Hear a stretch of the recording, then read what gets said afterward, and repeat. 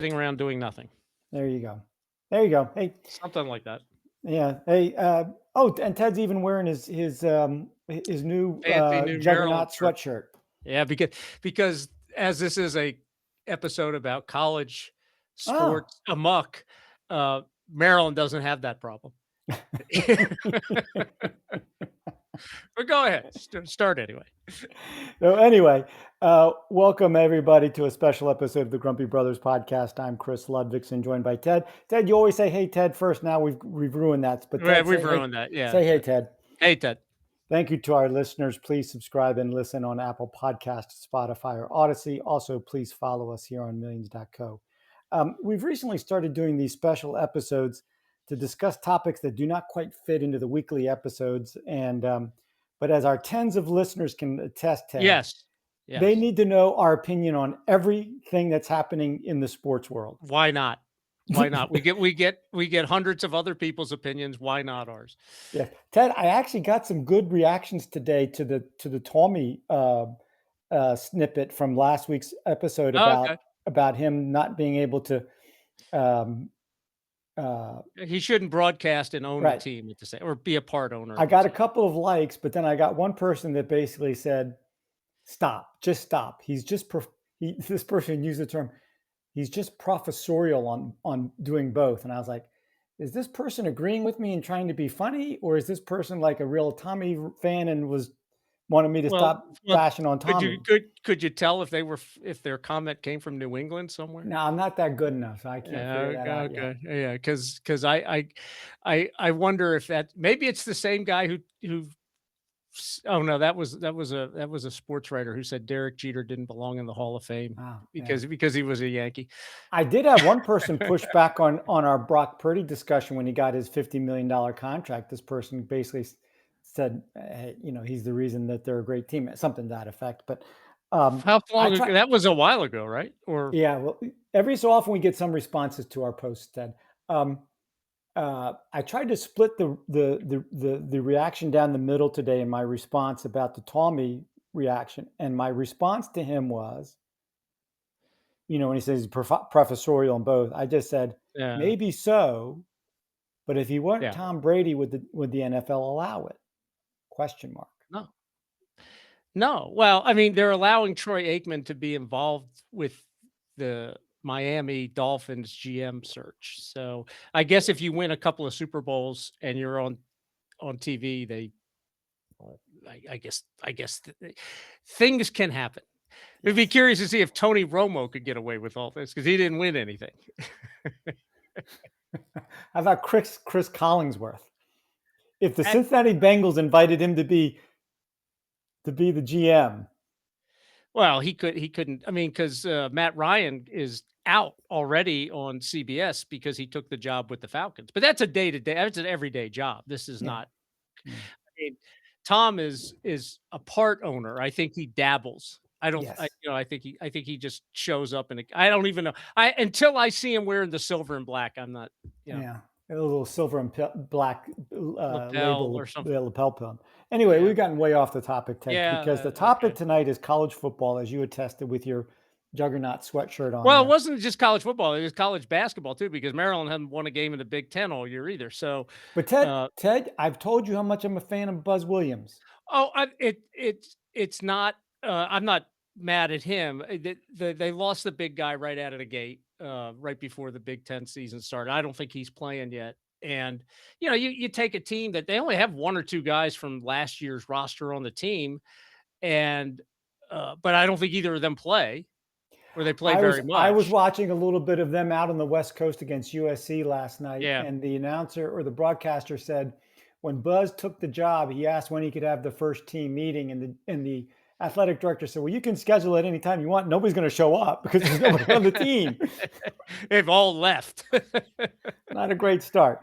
Anyway, um, we've spent a fair amount of time recently talking about the college football playoffs and the play on the field. However, sometimes in sports, there are topics off the field that weren't discussion, and more those are money related topics, and more Yeah. and more they are topics that I think we would agree don't necessarily advance the sport. But this one is kind of interesting, and tonight we're going to talk about the growing impact of the NIL and transfer portal. And we're going to use a story as the basis for that and then kind of mushroom off of it. And for people who've not heard this story, let me do a quick summary of what has happened recently.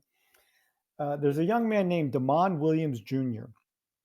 Just completed his sophomore season at the University of Washington, leading the Huskies to a very solid 9-4 season. Right. Williams is a very good dual threat quarterback. Here is his stats from this season: 69.5% completion, over 3,000 yards, over 236 yards per game. Very good 25 to 8 TD to interception ratio. You had 611 rush yards and 6 TDs with 2 years of eligibility left. You can understand why other schools might be coming for him. Sure. Right. Okay. Now, here's where the story gets juicy. He recently signs a reportedly 1-year, $4.7 million contract to return to the University of Washington, which of course is one of the things that is driving college coaches crazy now, that you have to sign a player to get him to come back when he's had a good season. But let's Right. put that off to the It's side for now. yeah. Um, You're re-recruiting your players. every year. Yeah. Yeah. Now, it has been rumored that some of the biggest schools, including Alabama, LSU, Miami, and Oregon, were after this young man. Sure. Okay. Of course. So shortly, a couple days after he signs the contract to return, he decides to put his name in the transfer portal. Now, this shocked his agent, that he was represented by a very prestigious West Coast agency. And to the credit of the agent, a gentleman by the name of Doug Hendrickson, when he learns about this, he cuts ties to Williams, basically saying, I don't want to be associated with that. Did he have a call with him? I wonder if he called him and said, "You can't do that. You have signed a contract to play," or did Good he point. just, yeah, I mean, Yeah, I don't because know. Yeah, I don't know the answer to that. So anyway, after that happens, a couple days then more pass, and Williams either comes to his senses, or someone that he respects basically says to him, "You can't do this," and he says, "Okay, never mind. I'm going to come back and play at Washington." okay. Okay. So he is now back at the University of Washington with his $4.7 million, ready to play his junior season and lead the Huskies to glory. I've got a lot of thoughts on this, and I know you do too. I've been talking long enough, Ted. I want you to kind of mushroom it Well, out from there. I just said it. You can't do it. You signed the contract. I mean, I don't know what the contract says, but you signed it. You did. It's, that would be uh, Alex Bregman just signed a contract for 5 years, and then all of a sudden he says, "Oh, eh, it doesn't matter. I'm available." I just hit 30 home runs, drove in 100 runs, and we made the playoffs, and I hit 280. Yeah, I'm going to go back out. right. Well, but this is even worse because he hasn't even gone back to. I mean, he Yeah. hasn't even gone back. And so how I don't get it. I don't understand how somebody can think that this is. I mean, if he had not signed it and it had just been agreed to, that's one thing. But it sounds, because his agent dropped him, that he Yeah. must have signed something, Yeah. right? Okay. Let me throw a couple of thoughts at you, and you tell me what you think about this, Ted. I think we would agree on most football teams, the quarterback is the de facto leader of the team. Right. Right. Okay. Generally speaking, yeah. If you're a teammate, and let's say you're an offensive guard that hasn't been bestowed a $4.7 Right. million contract to play football, how would you feel about that guy coming back into the locker room as your quote unquote leader? Well, I mean, I think a lot of people, view that as it's business. Hmm. And then They do, at once least he's in the back in, NFL. yeah, and once he comes back into the room, everybody's okay, Uh, but it's got to be weird. Yeah. I think it's harder for the coach. Okay, because I was going to ask you that. If you're, I forgot to look up the gentleman's name, because clearly Kalen DeBoer is now at the, might have Right. been one of his assistants got the head coaching Yeah. job when he left. But anyway, you're the head coach at the University of Washington. When you hear that he's put his name in the transfer portal, do you say, I don't care what contract, let him go. If he doesn't want to play here, let him go? Yes. Yeah. I mean, if I'm the coach, I go down to the athletic director and have him call the lawyers and say, if he wants to leave, tear up the piece of paper and we're out. If that's the way it is. But maybe they can't get out because now maybe they signed it too, right? If they've signed it, it legally they're still bound by it. I don't know. I But I mean, think the point that you're making is that you would not be, if legally you could do it, your position would be, if he doesn't want to play here, we don't want him. I don't know what the kid from that was at Nebraska, Dylan Riolio or whatever, Oh, yes. who Yeah, the just went quarterback. to and he went to or he just transferred to Oregon before the Oregon quarterback said he's gonna stay and not go in the draft, which is based on the 2 bowl games he played, a really good decision. Ted, not to get too far, I've made comments many times how much I enjoy the Colin Coward show, but Yeah, I've also made comments that I'm not the biggest fan of his sidekick, right, a young right. guy named Jason McIntyre. Yeah, yeah. Jason thinks he's enough of a football expert that he puts out a mock draft that he thinks people Sure, should okay. somehow be Yeah, care what who Jason, and he's a Jets fan. yeah. So with the second pick, he had the Jets taking Dante Moore. Good, good. He'll stink for another 5 years. I mean, Exactly. he's well, I don't know. I mean, maybe he'd be better at it, but I don't think Aaron Glenn would be there long enough to find out, Yeah. as the coach. But so if I was the Washington coach and this kid said this, Mhm. I would have called Dylan if I thought he was all that, I would have called him up and said, "Don't go to Oregon. Come here. We'll pay you $5 million." Yeah. You know, I mean, Yeah. I don't know what Oregon's paying him, but I'm paying you $5 million. I guarantee you're going to start tomorrow. I Yeah. don't care, because this kid's gone. You know, that's what I would have done. N Or I would have called the kid from Alabama because, everybody seems hot to trot for him. There's a lot of people that think Miami's going to get him to replace Carson Beck or that he's We're going to talking go about in the Ty Simpson? Yeah, yeah. Oh, And I then thought for Ty people Simpson was going in the draft. Well, yeah, but I mean, if if if I tell you if Ty Simpson agent says, "Well, you're going to get 3 years and whatever, and you're going to be drafted in the bottom half of the first round," and Washington has offered me $5 million to come and play, I might take the Washington offer and see if I can And, play better and move up. Ted, there are a lot of things I think we would agree that are bad about the NIL on the transfer portal, but I actually think that is one of the good things about it is that if it does make kids that shouldn't be going in the draft stay an extra year because they can make some money, then it is probably a good thing. Yeah, no, that's it's. I don't have a problem with the money I don't really have a problem with the money because they've been for the it's just now out in the open, Right. right? And they're getting more than what they probably did in the past. I don't really care about that. And for the Be- money that big time college football generates, it is fair that the player gets yeah, their portion of it. yeah. I don't. Yeah, I mean, $4 million for a 20-year-old. Okay, but whatever. That's had one good season. Yeah. Yeah. That's what On the a 9 market and bears. 14. Yeah. Whatever. I don't really care about that. Uh, what I care or what bothers me about it is there's no structure. Right. I mean, there are kids that are on Miami that have entered the transfer portal That are playing now. Monday night. Oh, I don't know if they can play Ah, because once they enter the portal, but I mean, they might be a backup. Maybe they're second string, whatever, and they haven't played that much. And now, right before their title, they're going onto the portal. And I don't think it's really fair to the coaches at Miami and Indiana or some of these other teams that were in the playoffs that they're spending their assistants are spending time chasing guys around and trying to, like you said, re-recruit their own players because there's got to be some guys thinking about it, right? That they know are thinking about it. okay. Now, later in the episode, I want to go through our laundry list of how we would fix college football. And this is stuff that I Yeah. think we've discussed previously in the past. But when I saw this story, one of the things that entered my mind was yes, the kid made a mistake. Okay.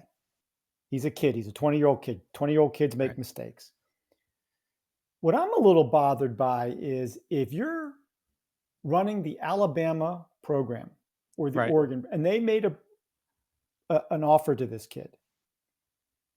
If they made that offer knowing he had signed the contract, Right. shame Right. on them also. Yeah. Yeah. Sure. Of course. Yeah. Because Yeah. one of the rules that it would seem to me, and let's kind of jump to this, and we'll jump back to it. In a perfect world, the NCAA would put up some guardrails and put up some structure, right? Right. Right. Okay, but they have so badly abdicated their what should be their role. I don't know if they're ever going to pick up that mantle, but let's set that to the side for I'm now. not sure I want them to. That's another fair point. But if not them, who? Well, okay. But I mean, that's a different issue. I did want to say, I don't know if you saw this. I saw this the other day. University of Colorado has an offensive lineman that apparently is a monster. He's, 6'6", 300 pounds, was really good, whatever, and he's entered the portal. Fine. Okay. And he has apparently put out a statement that says, don't call me unless it's a minimum of 2.5 million. At But on the other hand, you're like, okay, at least I know where my starting point is, right? You And know, and someone either gives it to them or they don't give it to them, but right, at right. least They it's don't out in have the open. nobody has to give it to them. Nobody they Right. can say, well, yeah, we don't pay linemen that, we pay them 1.5 million, and then we can talk about it next year. And who knows? I mean, but this is something isn't there an academic component at some point? I mean, if a kid goes to 4 schools in 6 years and he's chasing, he's like Gary Payton changing his title at the end of his career, right? But wasn't there supposed to be I realize that they're all going to major in football or basketball or whatever it is, that's their true major at these, you know. But isn't there a point I mean, they used to post GPAs for teams and sort of have Graduation rates. yeah, and all that kinds of does is has all that just, is that all poof? And at some point, if that's all gone, then why are they giving them scholarships? Kid's making $4.7 million. I think he can afford the 40,000 or whatever it costs to go to the University of Washington. Hmm. I mean, I, I, I, those are things of it's still supposed to be college, right? It is Mhm. college, right? Yeah. I mean, if the NFL just wants to draft kids as they're 17 or 18 years old and put them in and create a D league and run them through the colleges, well, that's fine, but don't have them stay on campus or anything. They're not students. They're uh, you know, I don't know, mercenary semi-pros or something. I don't know what You you know, I was somewhere recently and this topic came up, and a person at the table basically said, I'm going to paraphrase, isn't it a shame that we've allowed universities to make throwing a football so important that this is what it's come to? And, Ted, your comment does make, and I hadn't even thought about it from this perspective. Is it possible that at some point this whole thing will get so out of hand that the NFL and the colleges will almost get together and say, instead of college football, it's now basically the NFL minor leagues. Yeah, right, the D League. Yeah. I mean, the NFL has wanted for years to put team or they play all these games in Europe. All right, throw your D League over in Europe. Play it, take these kids. I mean, I don't know that I'd want 18-year-olds running around, London Yeah. and Paris on their own, Yeah. but maybe if they have a sponsor or I mean, they do it in minor league baseball. Yeah. That's, you think about that, they do get 18-year-olds, but they're not overseas.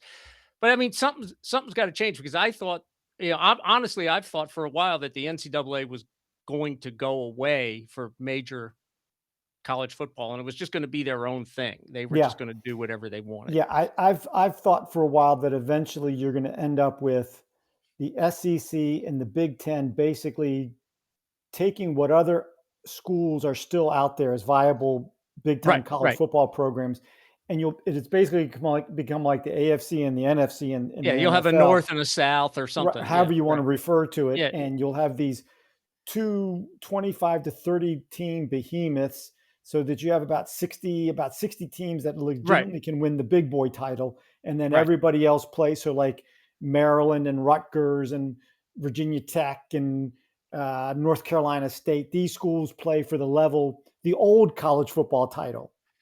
So then Right. there'll be They could run it. there'll be the big boy, then there'll be Right. Division One, then there'll Right. be one double A, what they used to call one Whatever. double Yeah. A, and then there'll be Yeah. Division Two and Division Three. Right. So Yeah. there'll be It'll another level above what used to be D1. the NCAA would then run the, Division 1, uh, like they run Division 2, Hmm. probably have a tournament and, Hmm. Yeah. and but that the big boy league would go off and do its own thing and Okay, Ted, and everybody. here you go. Everybody wants to match what they do in Europe for sports, right? So Yeah. here's the other thing. You have 60 teams in the big boy division. Yeah. Every year the bottom four go down to the next level, and every Yeah. year the best four from Bounce what up. used go up. So there's relegation and promotions. Yeah, that's tough on scheduling though. So like Virginia Tech, stumbles onto an all-time great quarterback. So the winner of the two championship teams, The 4 semifinalists move okay, up. they get a promotion, and the Yeah. four teams with the worst, however you want to Whatever. write it, record, strength of Yeah. schedule, whatever, they go down. There would be 2 ratings. There would be the top 16 and then the bottom 4. Right. Joe Lenardi would have a bottom 4 out. That's right. First in, first out. There you go. Ted, we are just thought people, Yeah, right. um, We idea people. Yeah. idea people. Ted, before we get to the fixes, Yeah. let's talk about a few other things here. Um, on Monday night, Indiana plays for their first Right. national championship in football. And they're being lauded as the plucky upstart with a bunch of no name players and a great coach leading them to this unbelievable run. And that's mostly There's some true. truth in it. There's some There's truth in it. there's a Yeah. fair amount of truth in that.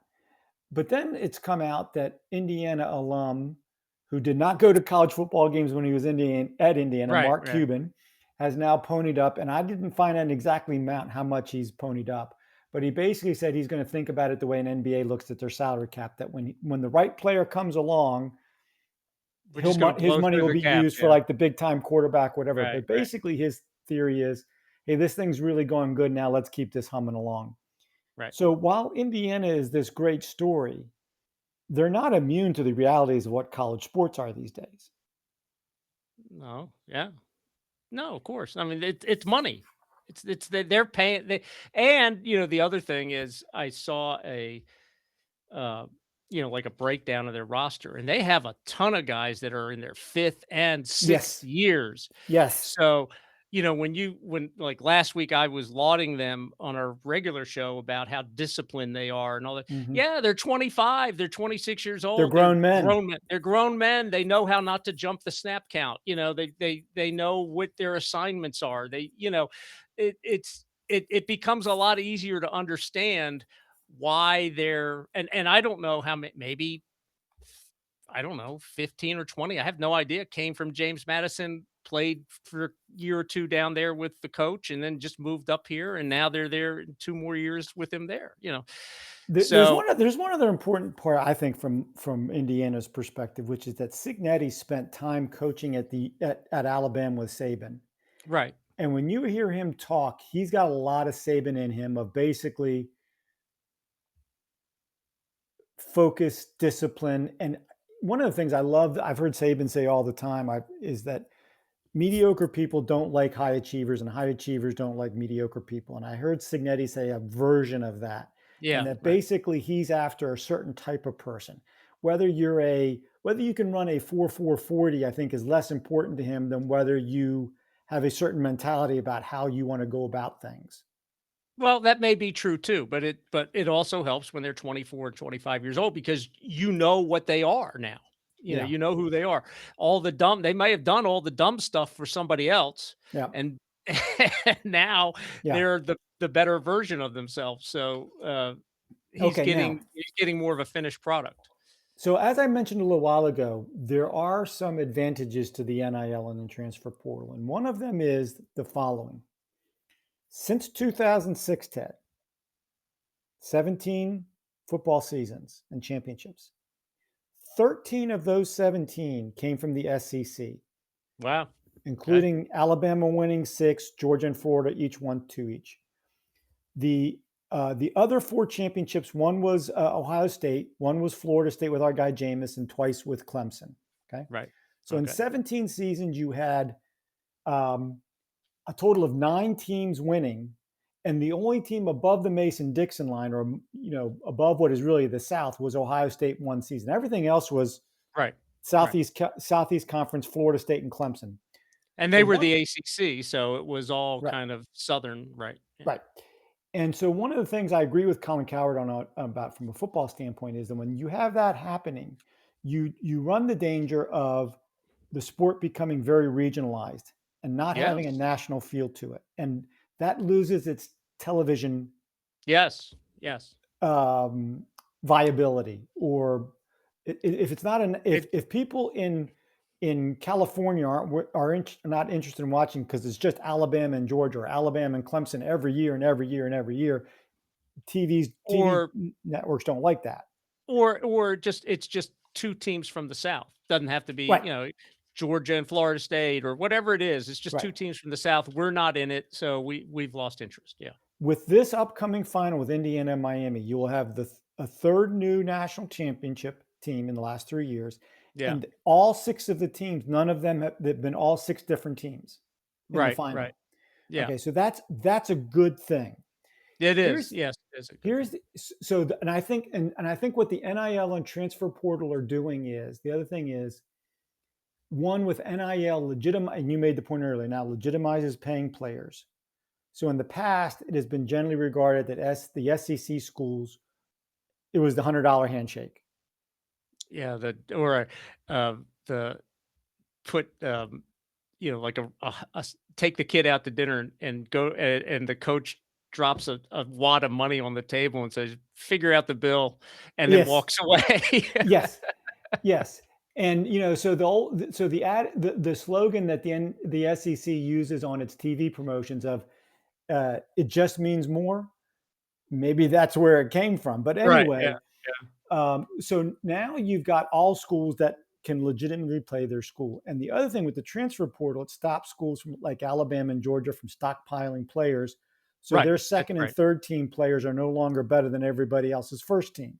Right. Well, the important thing about the transfer part was, aside from stockpiling players, is that for many, many years, um, kid would transfer, but he had to sit out and Mm, he lost a year of eligibility. And the coach could tell him, he said, "Well, you can't go to any school in the right, SEC, or right, you can't go to this school or that school. right, You can go to University of Washington because we're never going to play them." right. So that control that the schools and the coaches had is now gone, and that's a good thing. That Yes. that really is a good thing. So, and we talked about this a little bit, I think, on the shows and also offline, which is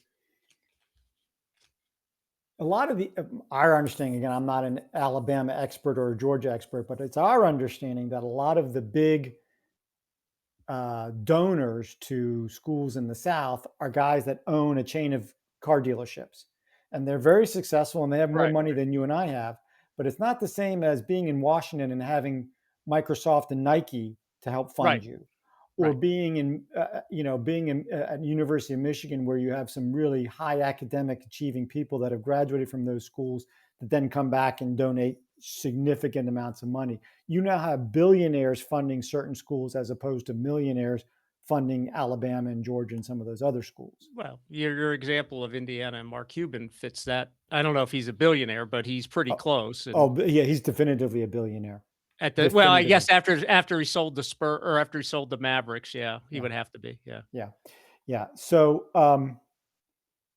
that And like in the University, apparently Bill Gates doesn't want to give.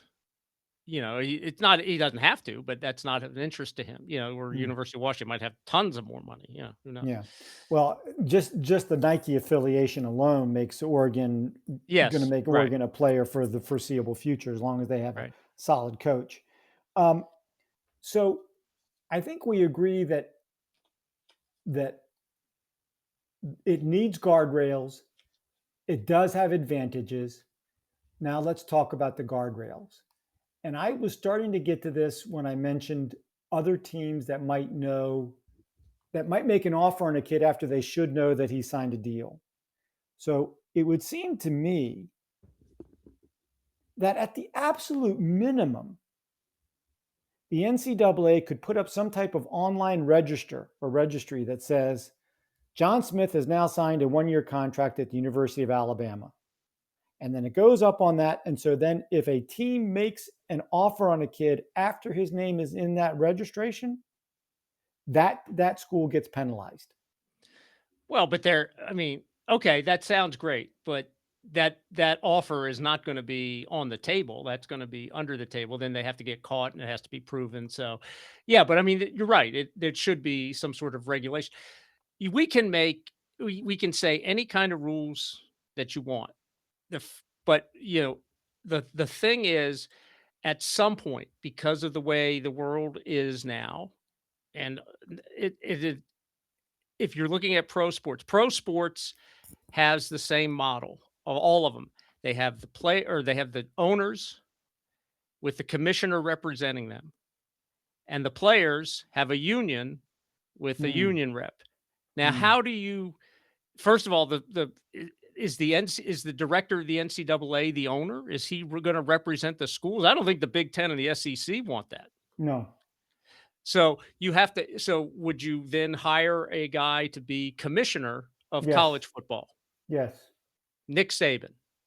That name is the obvious one he's float. Right. It's Okay. Well, let's there's a just float. use it. We just Okay. use him as Even though I know he's not going to do it, but let's right, continue. and Okay. he may be too old. He's Right. 70 something year old, so he's not.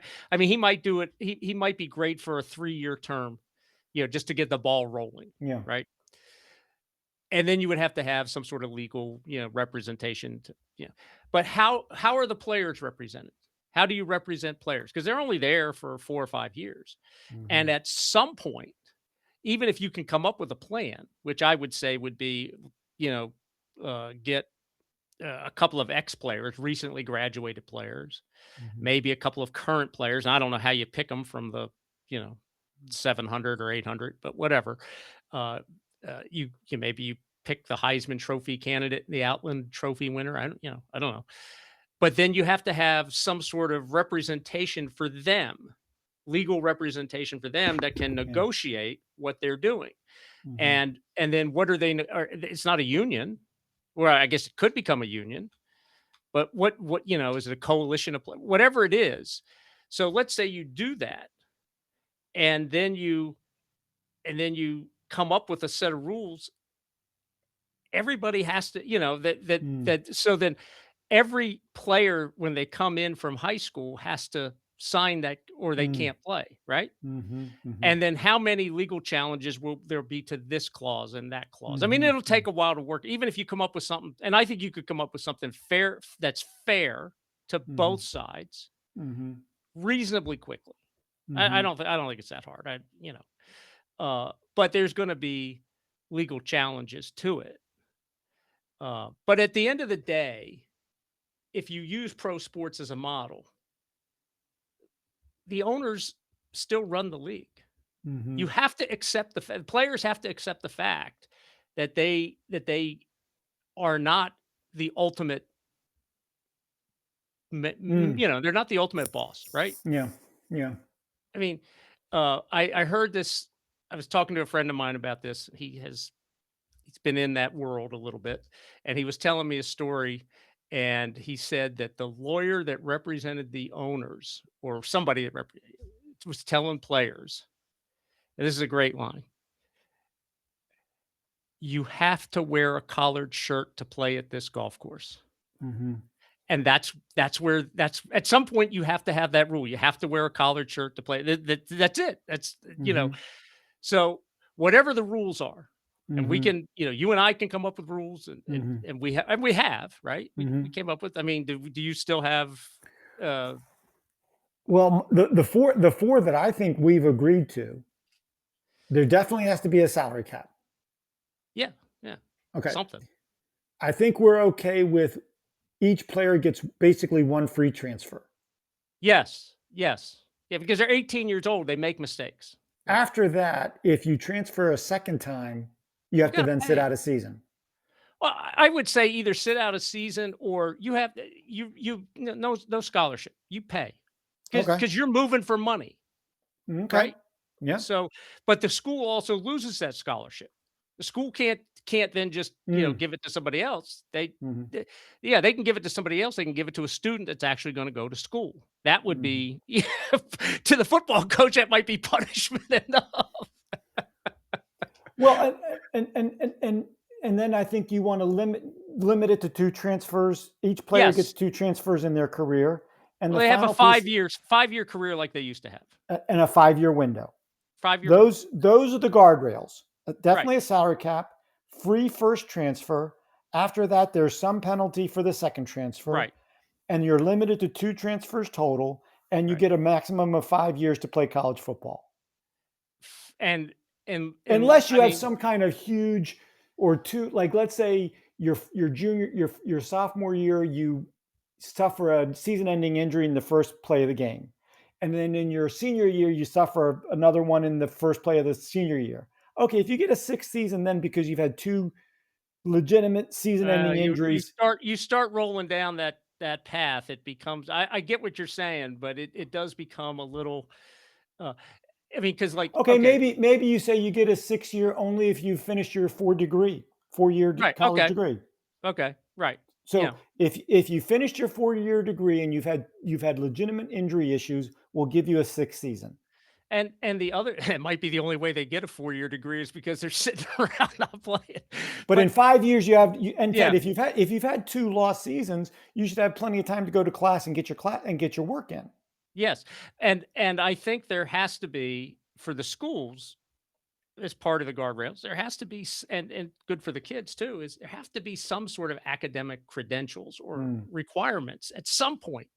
Because what you don't want is a kid or a couple of kids transferring from one school to the other school with the GPA of the fraternity at National Lamp of Animal House, Mr. Mr. Blutarch. Blutarski, 0.007. Yeah, right. Yeah, you can't have a whole team transfer like that, right? And Belushi puts that little thing where he makes his eyebrow arch up in one direction. And maybe there, and then some of the other something there's a set number of transfer kids that you can have on a team at any given time. Maybe football might only be 15 kids that have transferred in from someplace else Mhm, mhm, over in a given year. And then when mm. three of them are ineligible any longer, you can get three more, Okay. something like that. And basketball might be two, for example, Right, two because or a smaller three, roster. Yeah, smaller roster. Yeah. yeah.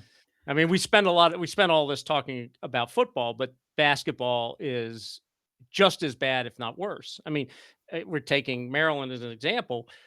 I mean, he had to go get like 12 or 13 other players because as soon as he came in, players left. Some were longer eligible, so he had a whole roster to finish. Ted, and as I was watching Maryland last night, one of the thoughts that came across, and now we're way off the topic, but this is interesting to me because I'm a Buzz Williams fan from his time at Virginia Tech. I really grew to like and respect him very much as a man, as a person, and I think he's a darn good basketball coach also. But it makes you wonder, why did he leave Texas A&M I to th- come to, I to come to Maryland? I mean, is Maryland well, a better job than Texas A&M? I think, I mean, this is my guess. I mean, I don't know, but I would guess that Texas A&M, there's zero chance basketball's king ever, Yeah, good ever, point. and the money is going to always go to football first, right? Yeah, Where at Maryland, I don't care what anybody. Maryland's a basketball school first. yeah, And that's why they should have never left the ACC, and that's a yeah, whole different issue because they are a basketball school first. yeah. But financially, they left to get their athletic department on solid footing, and it made sense from that standpoint. So But yeah, I mean, I think Maryland would be to me, I would still regard Maryland as a better basketball job because at least he has a chance Mhm. of getting. And Maryland just built a new basketball practice facility with the weight rooms and the workout and the student study centers and all that kind of stuff. And maybe Texas A&M doesn't have that facility. Maybe they're never going to have that facility. I don't. Who Mm. knows? I mean, so I mean, I didn't. I mean, I understood why he went from Virginia Tech.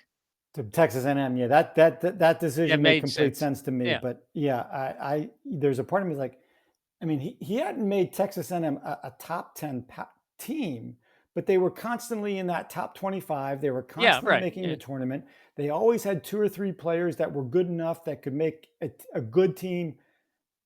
Every year he would go in and he would beat like Tennessee once, or he'd beat Florida Right. once, or Right. Right.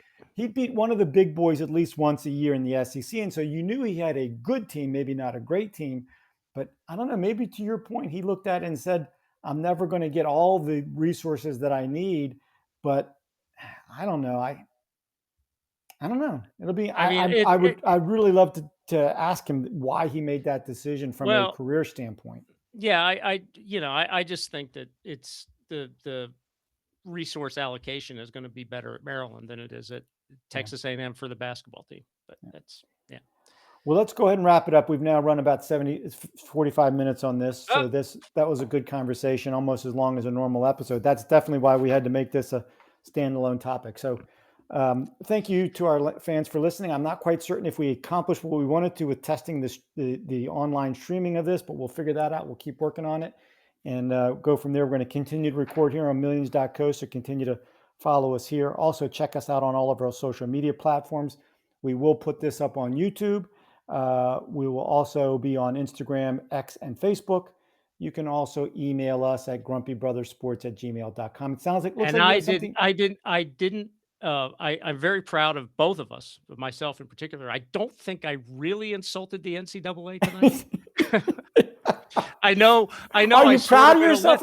or a little ashamed No, that no, you I'm proud of didn't? myself because maybe one of them's watching, I don't know. But I mean, maybe in a left-handed way when we said, I don't know that we want them running it, um, but I think that that's pretty good that we didn't insult them tonight, because we've taken our fair share of shots at them, Ted, you were holding something up that was pink in your hand. What was that? oh, it's a it's a band from like a Fitbit or something that I found Oh, laying okay. around. Yeah. Okay. I thought maybe you were using a pink highlighter or something. No, no, I don't know. I found it sitting here and there it There is. there you go. All right, very good. All right, with that, we're going to say good night, and we promise to do better next time.